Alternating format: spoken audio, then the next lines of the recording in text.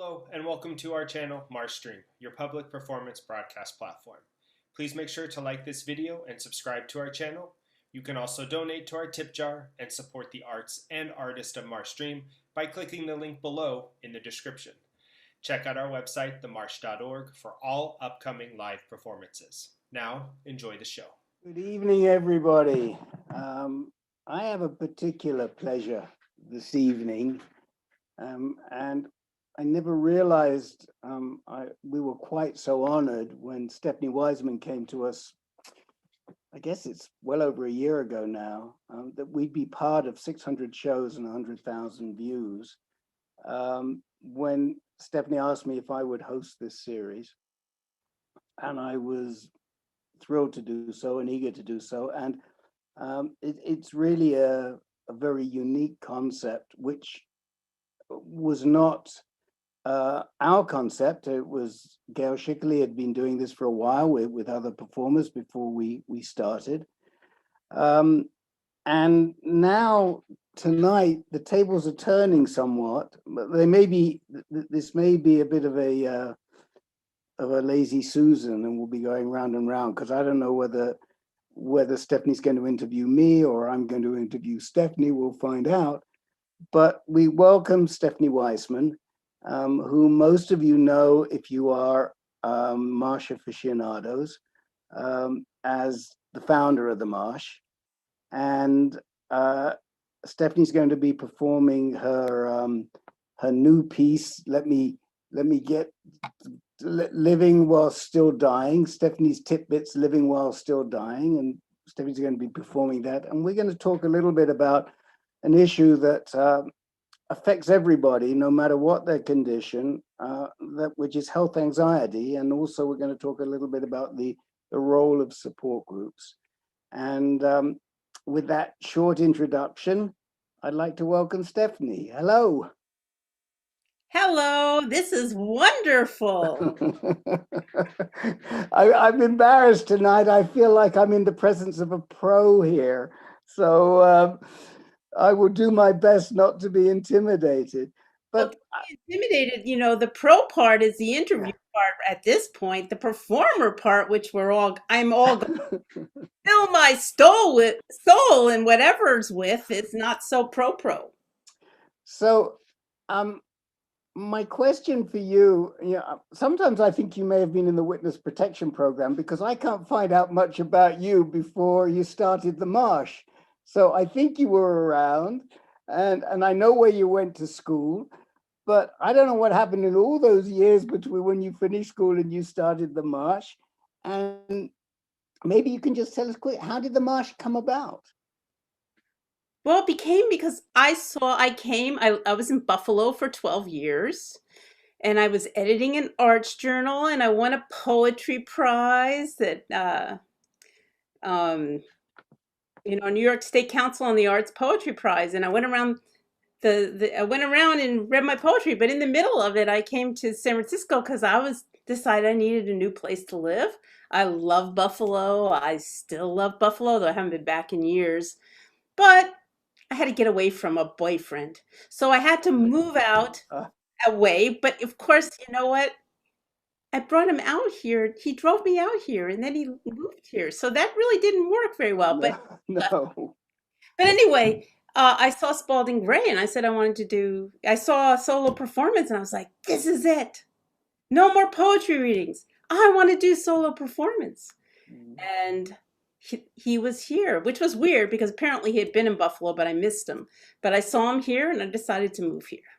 Is that what you asked me? That's what I asked you. And I feel we have to give a special shout out tonight to Gail Bookbinder. Yes. And to her late husband, dear Eric.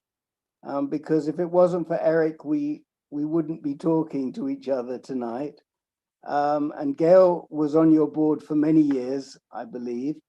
And we supported Eric. We navigated Eric for several years in our group. And because I lived at that time in the Bay Area, I was fortunate enough to meet them and to befriend them. And it was really out of that you and I met at Eric's memorial and stayed in touch. We were able to help you a little bit, and that's how you came to us. Absolutely. Absolutely.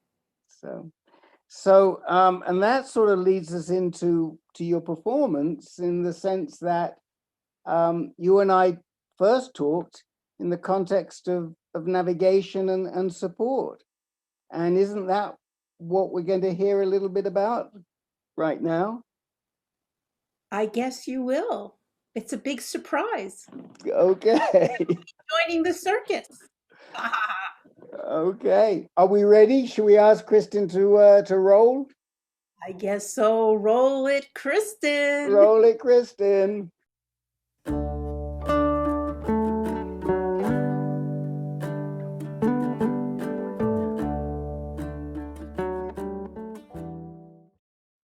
I'm dreaming of a colonoscopy, just like I had 3 years ago. They removed precancerous polyps, and now I'm worried. Why the heck I'm dreaming this now?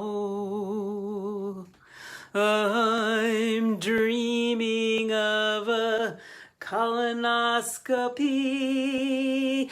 Hopefully it's not a premonition. May my days be healthy and long, and may all my cancer cells be gone. How many different ways can I get cancer? Wikipedia says more than 100. What does that mean? 105, 110, 3,000, 3 million? How about we make it 108, the so-called sacred number? The number of stitches in a baseball, the number of times to do a sun salutation, the number of sacred paths to God, and the number of earthly desires. Okay, I decree there's 108 different types of cancer. I'll let Wikipedia know. My mom had breast and pancreatic cancer. My Aunt B had lung cancer, and there's a rumor she covered up that she had colon cancer. Her daughter, my first cousin Nancy, has multiple myeloma. My best friend Philip has prostate cancer, and my husband had kidney cancer twice. Me, I had endometrial, aka uterine cancer. So what are the most popular cancers? I Google it. The list comes in alphabetical order. I plop it into a spreadsheet and resort it from least to most popular. Number 10, leukemia. Number 9, endometrial. 8, kidney. 7, non-Hodgkin's lymphoma. 6, bladder. 5, melanoma. 4, colorectal. 3, lung. 2, prostate. And number 1, wait for it, a partridge in a pear tree? No, breast cancer. I made the top 10. Endometrial cancer, number 9. Now the list had 2 columns. The first is the number of annual diagnosed cases. The second, the number of deaths by year. I pull up my calculator app and add a third column. Can you believe it? I sit there and calculate the percentage of deaths for each of the top 10 most popular cancers. Score! There's less than 1 in 5 deaths for endometrial cancer at a 19% annual death rate. Not as good as, say, thyroid cancer at 6%. My next door neighbor had it. She's definitely alive. She slams her window shut every time any of my dogs bark. But just because you survive one cancer, what's your chances of getting another? One stat says that 1 in 6 cancer survivors will get another cancer. That's 17%. Another stat says 1 to 3%. The stats do not match. My mom survived her breast cancer, a 15% death rate, but then 5 years later she died from pancreatic, the top killing contender, at over 80%. Oh, the genetic predilection. Did I worry about having cancer before I had cancer? Of course. I'm Jewish. But am I a hypochondriac? Well, I put myself around 40% on the hypochondria spectrum. 0% you don't worry at all. 100% you worry so much you can't get out of bed. Hubby, my back hurts. I've been washing dishes for 45 minutes. Do you think it's pancreatic cancer? No. Okay. Sister, I have. No, you don't have cancer. Okay. That was before the drop of blood, down there on the panties, 10 p.m., Thursday, May 24th, 2018. 12 hours later, I'm being biopsied by a nurse practitioner. 48 hours later, the call. I didn't have a clue, not an iota of intuition, no hypochondria, just one big freaking out shock. And if that's not enough to find out that I have cancer, then there's the fight to get the surgery faster. The shock when you find out the slow-growing, not going to be a problem cancer has spread. Then the science fiction medieval torture chamber, the big metal machine blasting your pelvic organs clockwise for 90 seconds. Pow, pow, and then counterclockwise for 90 seconds. Pow, pow. Then there's the radiation-induced colitis, rectal fissure, fatigue, and the nausea. Then the fight for post-treatment protocols. Doctor, what happens now? It's my last weekly appointment with my radiation oncologist. I already had my final visit with the nurse practitioner. She hands me a dilator, but doesn't tell me what happens if I don't use it.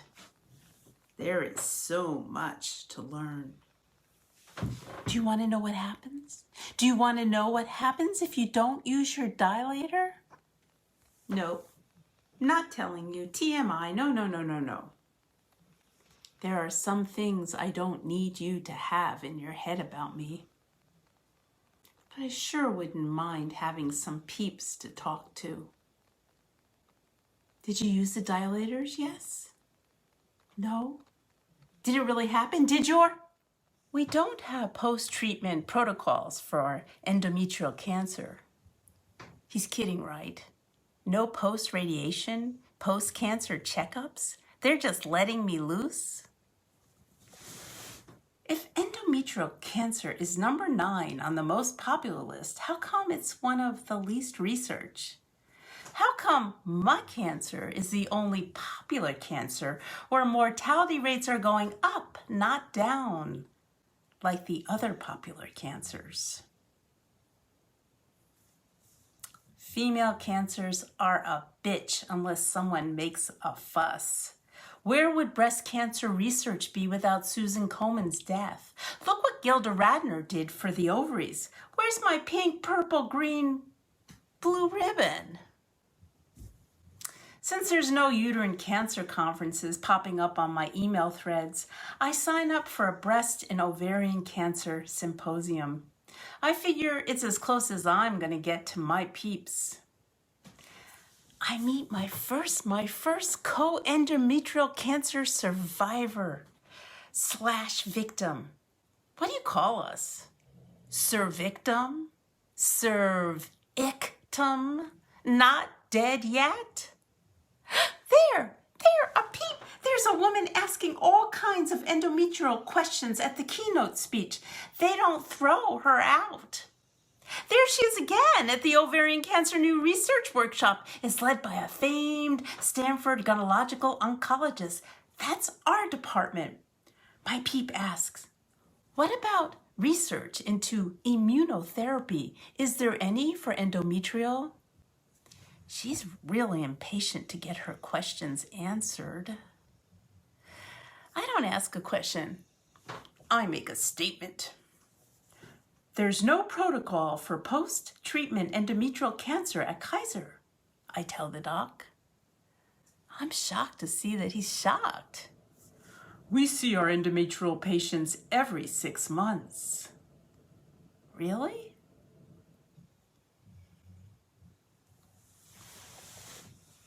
It's back, my peep says. The cancer is back.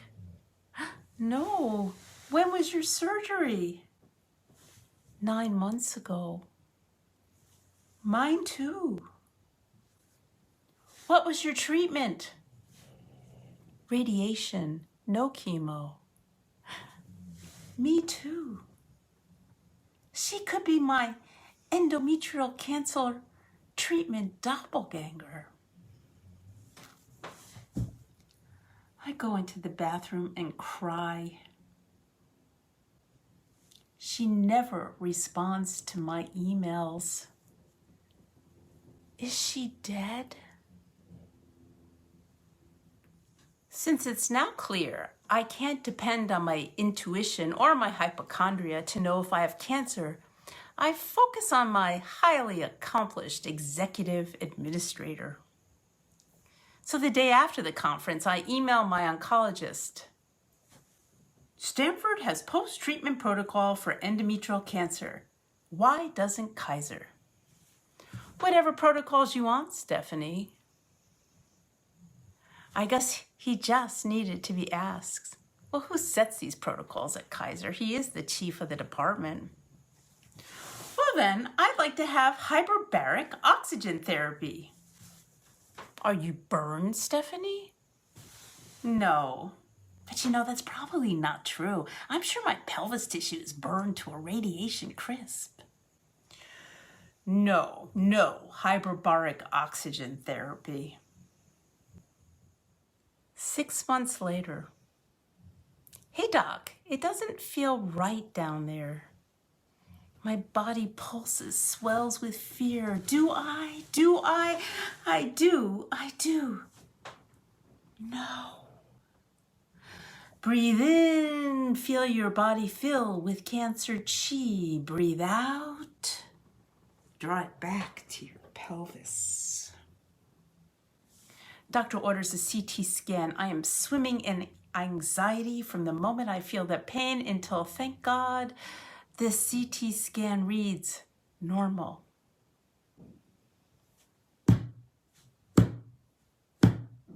Six months later, I see a drop of blood. Do I? I do. No. Doctor orders a CT scan. I am swimming in anxiety from the moment I see the blood until, thank God, the CT scan reads normal. Do I? I do. From the moment I open my eyes in the morning to those agonizing hours between getting into bed and falling asleep. Scan-xiety, they call it. Scan-xiety. The following is a list of ways to cope with scan-xiety. Set time limits on conscious worries. Try to stay in the present moment. Use relaxation techniques. Distract yourself. And purchase new underwear and socks. You think I'm gonna live long enough to need them? Your symptoms, say the doc, appear to be caused by scar tissue. When will they go away? Maybe they won't. Would I still be having symptoms with that hyperbaric oxygen therapy? What happens if I get it back? At 3 years, you should be clear. What happens if it comes back? It means it's aggressive, but you can't be radiated again in the same area, and chemo doesn't appear to work, so what about immunotherapy? It's true, Keytruda, a breakthrough immunotherapy that may help you face your cancer. Face your cancer? Those late night cancer commercials, blue skies, children playing, women serving food, men barbecuing, and of course, the mandated safety information about symptoms. Keytruda can cause your immune system to attack normal organs and tissues in any area of your body and can affect the way they work. These problems can sometimes become severe or life-threatening and can lead to death. You can have more than one of these problems at the same time. How can you be dead and have another one of those problems? But best of all is the picture warning you to pay attention to the side effects. I swear, this is an actual screenshot from the Keytruda It's True TV commercial. Who came up with this? The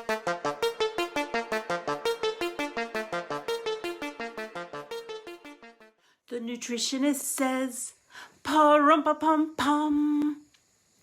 Sugar fuels cancer, pa-rum-pa-pum-pum. No rice, no pasta, not even fresh fruit. The cancer expert says, pa-rum-pa-pum-pum. Super slow weight training, pa-rum-pa-pum-pum. Intermittent fasting, pa-rum-pa-pum-pum. The Tibetan doctor says, pa-rum-pa-pum-pum. Eat an anti-inflammation diet, pa-rum-pa-pum-pum. Sprout your almonds, pa-rum-pa-pum-pum, rum-pa-pum-pum, rum-pa-pum-pum. Me and my fun, me and my fun, me and my fun.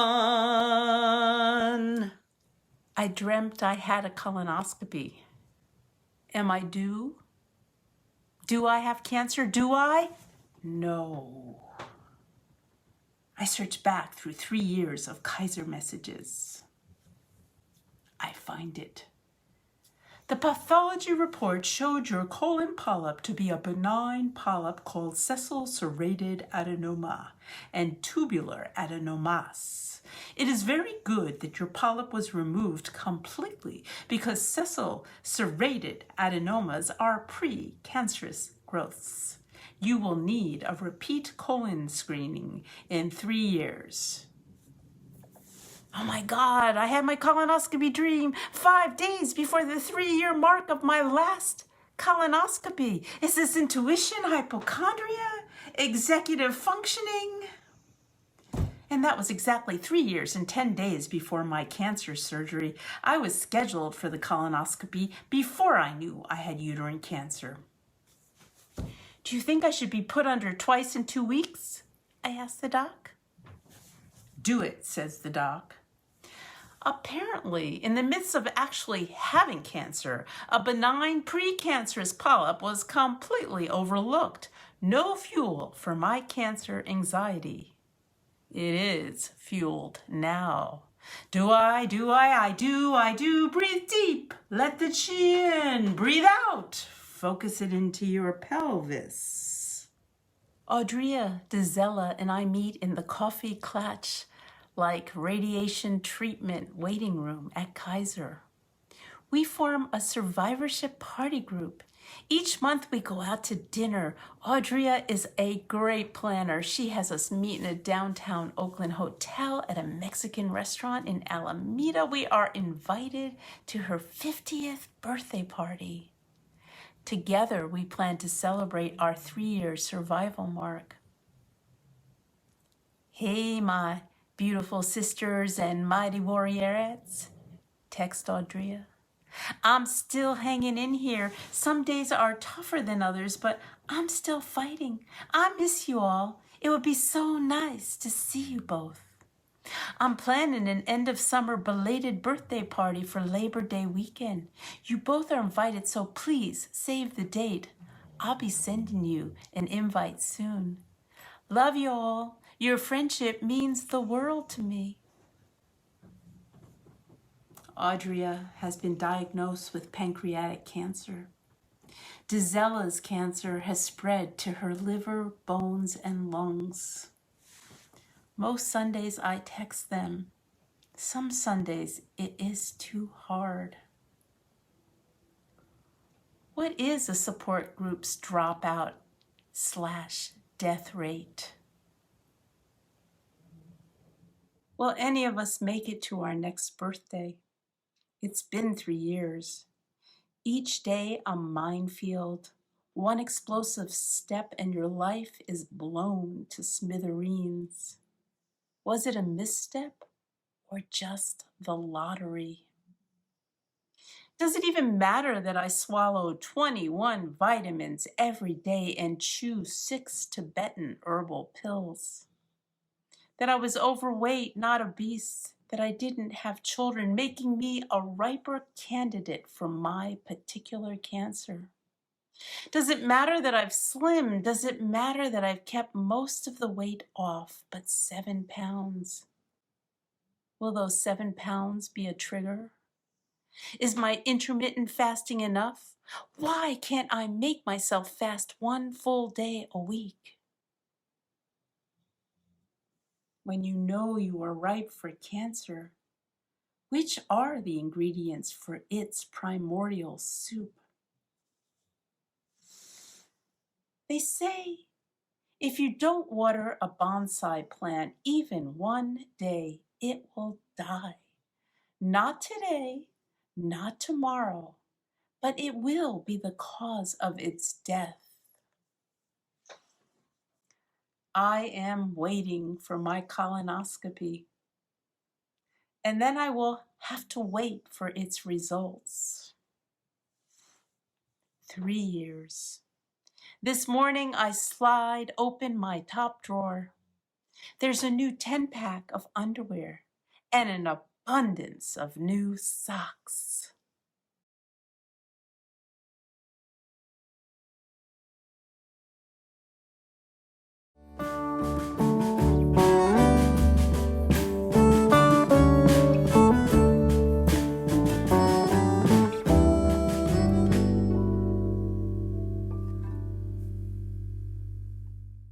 I am muted. I said, oh my gosh, and what to say? The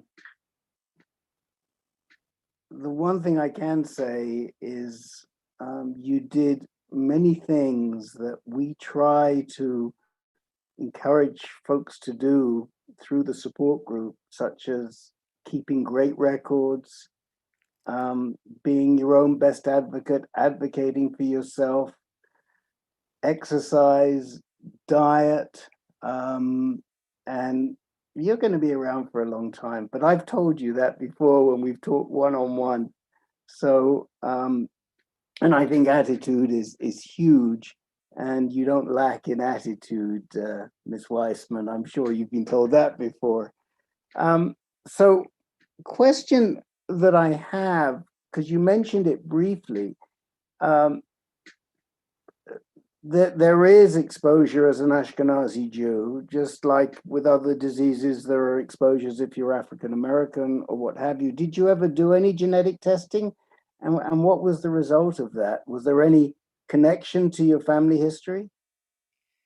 They never, you had suggested that Kaiser do genetic testing with me, so I asked for it. But by the time I left Kaiser, which I decided to do, even though my doctor was fabulous, but their protocols are, he doesn't have control over those things. I didn't get it. They did do genetic testing on my mom, and she didn't have the BRCA gene or anything like that. That was she died in 1999, so it's been a while since they did the testing. And then my Wow. sister has had some testing done, and it doesn't seem to be there. Wow. Wow. Wow. So I think one of the questions that I have for you is what what has been the role of performance in you handling your anxiety?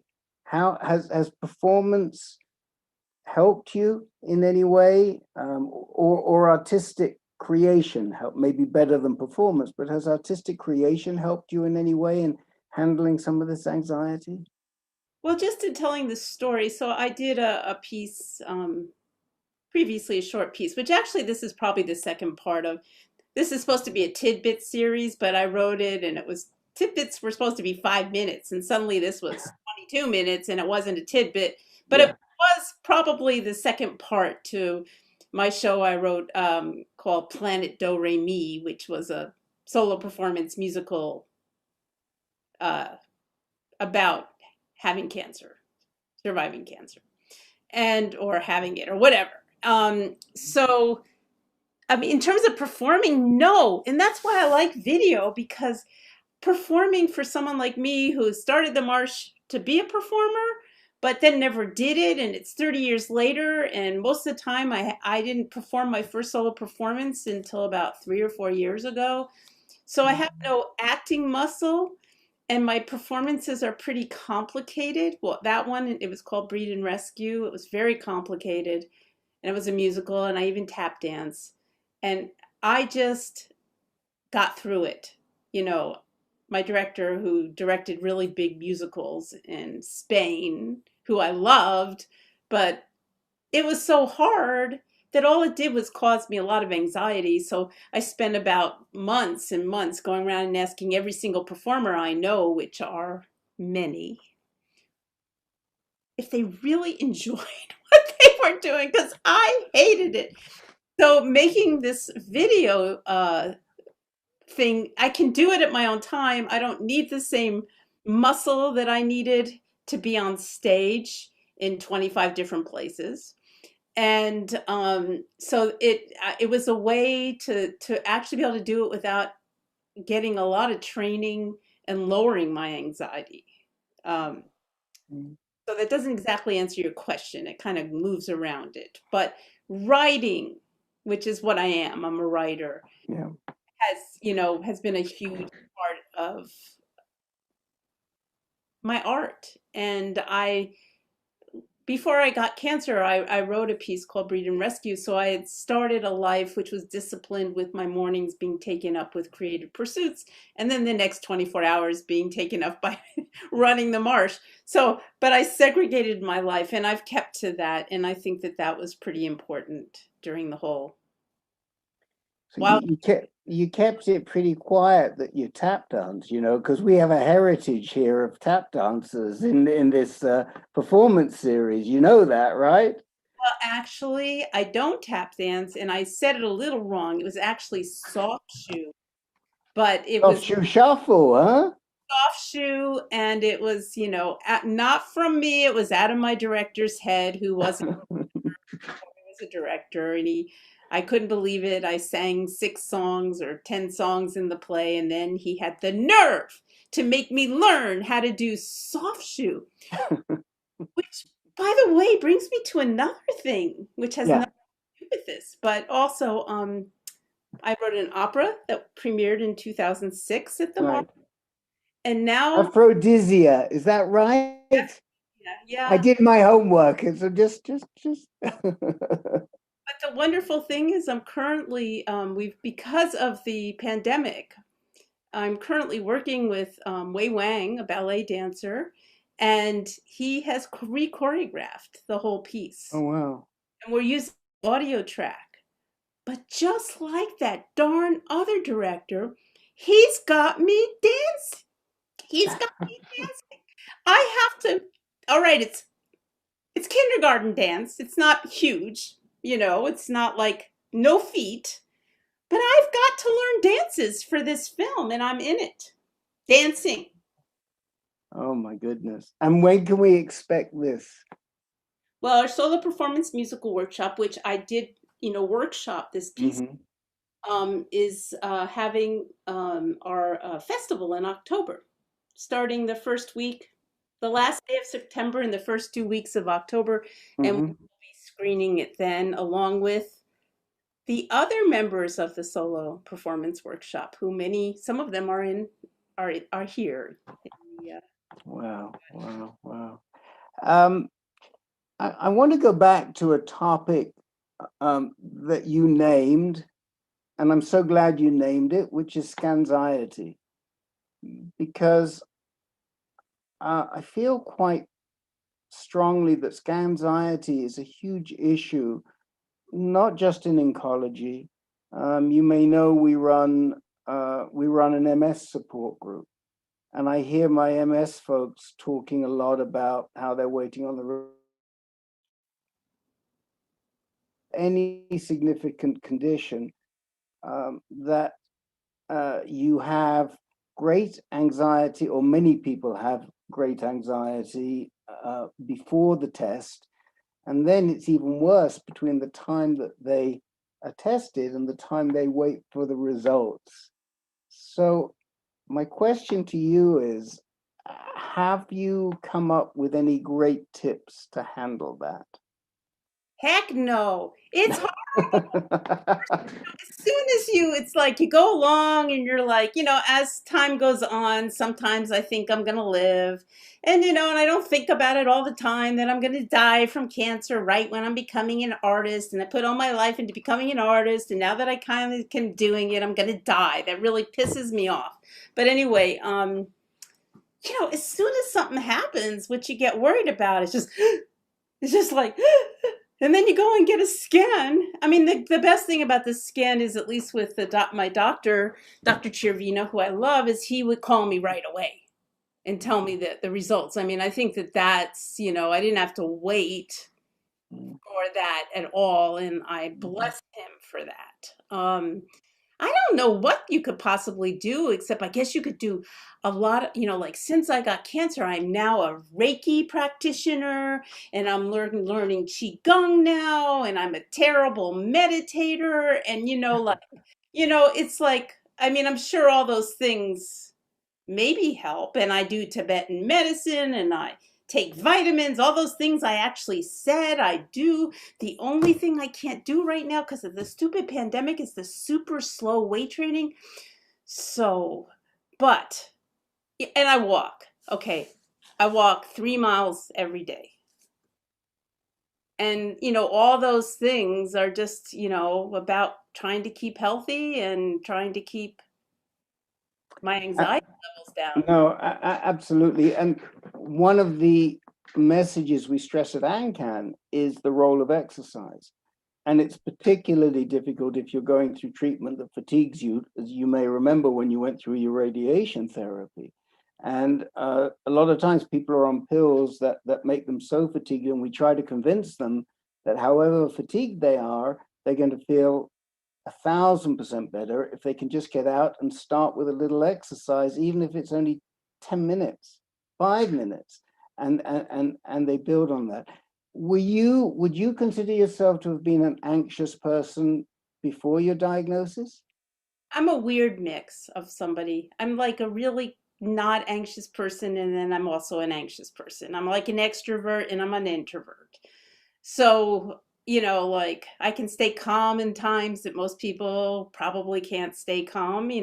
Running the Marsh for 32 years, you kind of learn to stay calm, and you have to I've had to learn to stay calmer and calmer and calmer, because not only am I Jewish and a New Yorker in California, not an easy place. California is not an easy place to be if you're culturally like me. You're way too, loud and aggressive. I don't think I'm aggressive, but others do, right? Right. You back it off. You learn to back That's right. off, right? That's right. I mean, I think that in California, because I lived in California for many years. I lived in California the first time for 5 years and the second time for 15 years. So I have some experience in California. And I always found that if you raise your voice in California, people immediately shy away from you. They don't understand that you can actually talk louder without being hostile and aggressive, but that's not part of the culture. And you have to adjust to what the culture is in where you live. So I truly get it. Are you one of these people that wakes up in the middle of the night at 3 a.m. and sits on the edge of the bed fretting about your disease? Not usually. I mean, maybe during scans, but not usually. I was an insomniac as a kid. Mm-hmm. I was an insomniac. I was a kid insomniac. And I learned to manage it very, very young, where I don't obsess that much when I can't sleep because I think because I learned to manage it, very young. But occasionally, and then I'll get up and I'll dance or I'll do this. And now I've learned my qigong, let the energy flow through. Try that. So no, I mean, yes, no. I mean, that's not true. When I had the cancer, oh my God. I mean, there's two good things about radiation. One is I lost 30 pounds and I didn't have to do it on my own. It just was as easy as pie. It was the silver lining. I just couldn't eat very much. Second thing was that you're tired, so you can sleep. Yeah. So, so I always know I had one good thing about silver lining about radiation, but you've just now made me realize I have two. Not that I want to ever do it again. No, I mean, I hear you. I will tell you that you may be fortunate in that you avoided the hyperbaric chamber, because we've known people that have gone into the hyperbaric chamber without having due warning and finished up with side effects like cataracts, which they don't tell you about.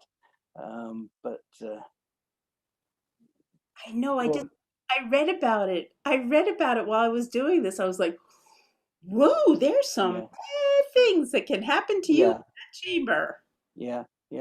And I'm not convinced. I mean, I know a lot of people, and not a lot, but I probably know half a dozen people over the years that have used hyperbaric treatment to treat radiation damage. And I'm not sure anybody has been successful. I have to tell you, I have the T-shirt because I have plenty of radiation damage. And I have the T-shirt waking up at 3 a.m., but it wasn't as a result of being anxious. It was a result of hormone therapy and hot flashes. And what I learned to do to get myself back to sleep was just to concentrate on my breathing, and it works. It does work. That must have been all those years that I worked in the kitchen at Spirit Rock when I was living in Marin. And Jack Cornfield rubbed off on me, but it was really helpful. Let's get to support groups, because I get the sense you didn't have a great experience with your support group. Well, I haven't done any formal ones, so it's really unfair. Okay. But, my Warriorettes group was just something we set up ourselves, and now two of them are very sick again, and we're on the same timeline. And that's just horrifying. I'm horrified because I know them and I love them, and I'm horrified because it makes me worried about my timeline and what's going to happen to me. So it's hard for me to imagine going to a support group with my particular personality. So certainly you have been so supportive and helpful in terms of information exchange, right? Right. That feels, and I'd love to hear from you, what kind of things like, because all I can think of is the one endometrial cancer person I met. I find out she's got it back. It was one of the most horrifying, memorable moments of after having cancer. I meet my first, I know I could get it back, but I didn't really think I would. And the first person I met that had it back. And so I'm like, do I really want those peeps? And then also, it has, it's a place where lots of, what happens in support groups when people get sick again?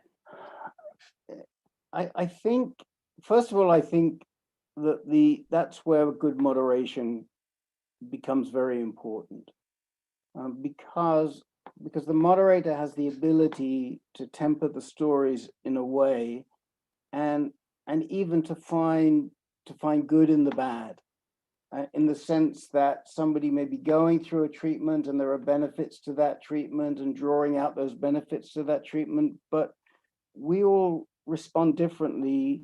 So a treatment that works may not work for you, may work for the next person. And I think it's very important in support groups to make sure that people are well educated about the options that are available to them. If they're not happy with their doctor, for example, I mean, we first started talking around Kaiser, and I was a Kaiser patient, so I'm very familiar with the Kaiser system. And I think that type of information sharing can be very beneficial now. And somebody in the chat window has pointed out that listening to nightmare stories from other people is very dispiriting.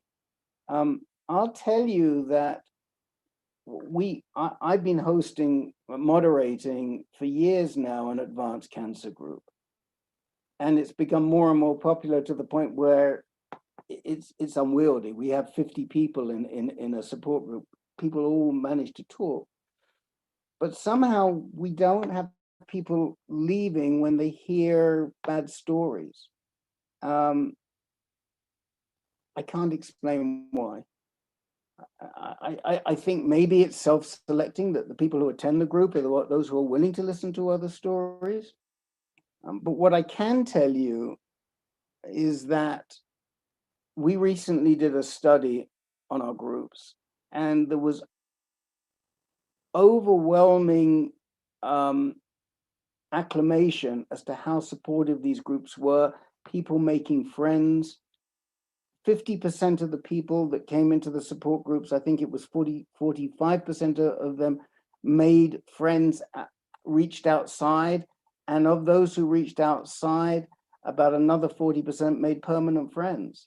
So I think what happens is that you're able to make connections which are beyond the support group. And I would encourage anybody to give a support group a try, especially if you're wrestling with difficult times, because I think you can pull, if nothing else, you can find a buddy who you can call, and I think that's very, very important. By the way, we're getting to the point where we're looking for audience questions. So, and let's see if we have. How important, somebody says, how important is the moderator in a support group? And I would say the moderator is key. And the reason the moderator is key, because if a support group is run right, it becomes an entity in itself where people talk to each other and not to the moderator. And a group where the moderator is interviewing each person in that group one-on-one is not a successful group. We don't like to run our groups that way. What we want is to be like the tugboat and the support group to be like the Titanic. And we're just pushing a little here and pushing a little there to move it in the right direction. And all our groups are peer-led. And I think that's very important too.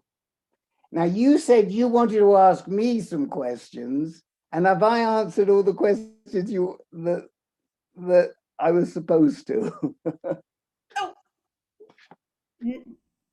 I didn't get very intellectual about this. But anyway, I should have written questions, but I was too busy trying to finish the video. Anyway, I do want to know, so what would you say are the goals of the support group? It's like is it about giving information and getting information? Is it about, peer support? And, what are the goals Of what we do? of your support groups? Well, I mean, the goals are very simple. It's just to make the journey you're traveling a lot easier and a lot smoother. And people look for different aspects. Some people want information. Some people want emotional support.